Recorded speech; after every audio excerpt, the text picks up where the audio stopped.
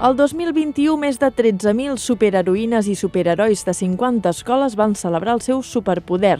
Durant el novembre de 2022, la Fundació La Nineta dels Ulls tornarem a promoure la inclusió a les escoles.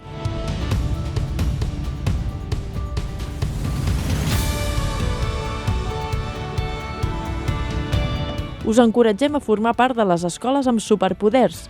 I tu, quin superpoder tens?